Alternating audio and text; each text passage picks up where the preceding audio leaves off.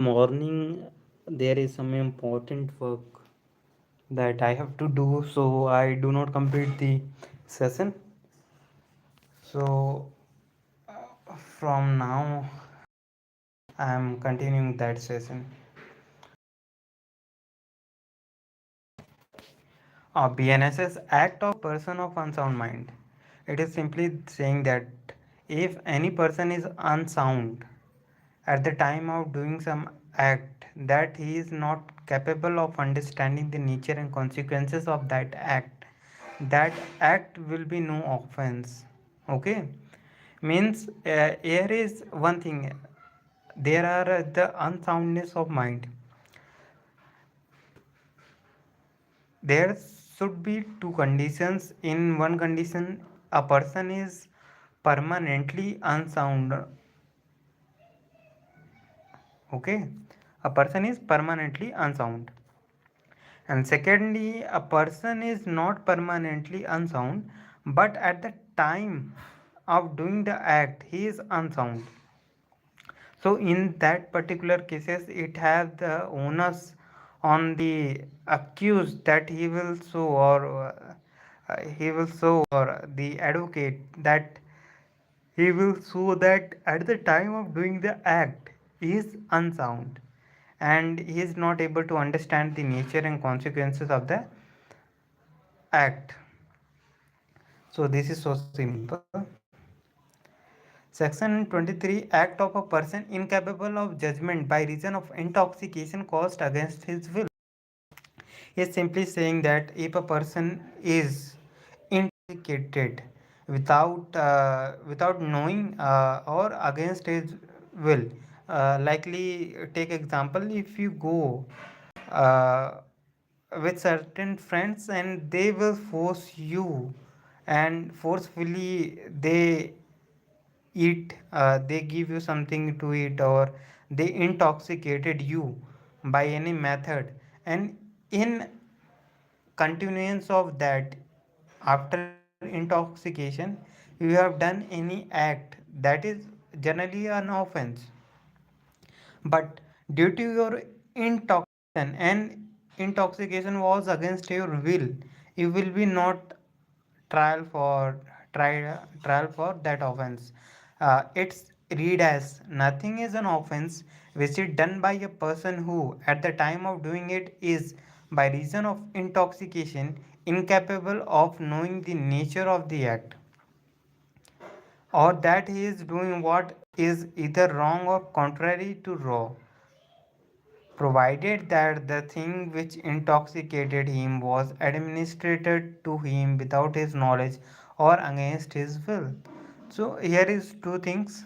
First, against his will, or intoxication must be done against his will or without his knowledge. Okay, so this is thing to remember. Now continuing on the next section, that is section 24, offense requiring a particular intent or knowledge committed by one or who is intoxicated.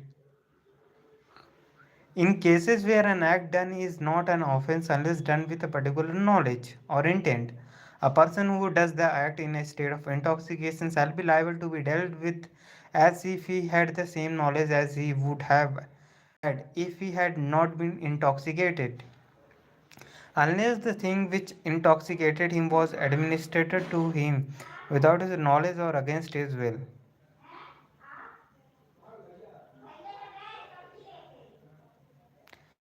So it is also talking about the same thing, that if an offense that require a particular knowledge or intent, likely that murder, it require a particular intent, that intention, criminal intention, and or knowledge committed by one who is intoxicated. So it is requiring,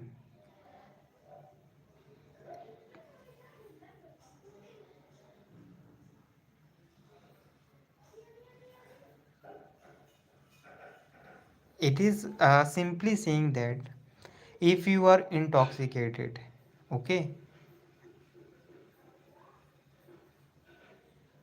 or it intoxication was done without your knowledge or without your will, then you done any act, it should be considered that it is not an act because you have no knowledge.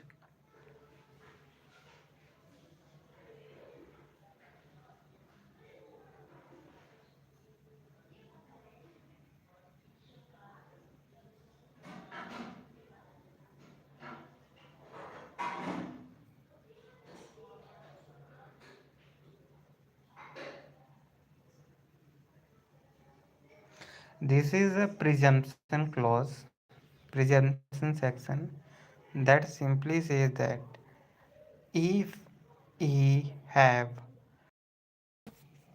basically it have saying that if any one person is intoxicated but he is doing something, some act that require a particular knowledge or particular intent, so then also he will be administrator tried by this court as intoxicated. Okay, means without the intoxication. And if that, okay, in that person who is intoxicated, if either he is intoxicated without his knowledge or without against his will, then there will be no offense. If these two things were not there, then he will be tried by the court as he will be having a criminal intent. So section 25 says that act not intended and not known to be likely to cause death or grievous hurt done by consent. It is saying that कि any act done by some person is I am doing like A is doing with the jet, with his consent he is harming his body or whatever without with the consent of the particular person, but he is not intended to cause the death or grievous hurt.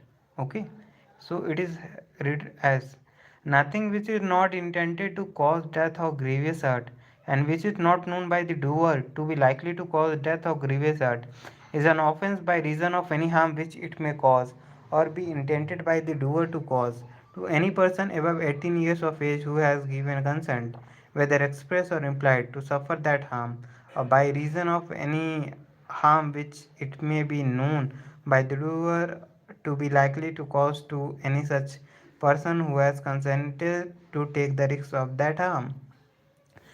Saying that simply, if he causes any harm to my body or to me, he will be not liable to any punishment or to any offense. His act is not considered as offense.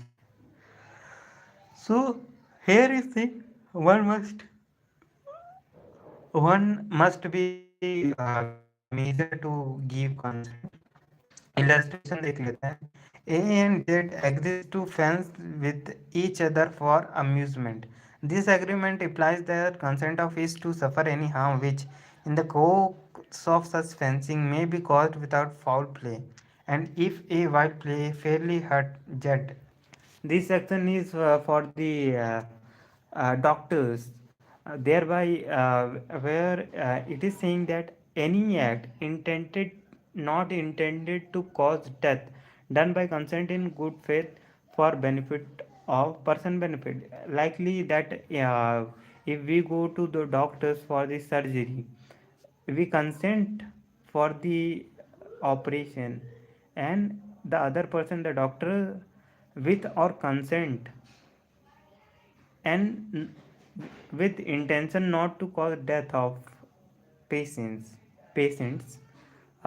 they operate on the patients, or their intention is to save the life of the patient. So illustration is there. A certain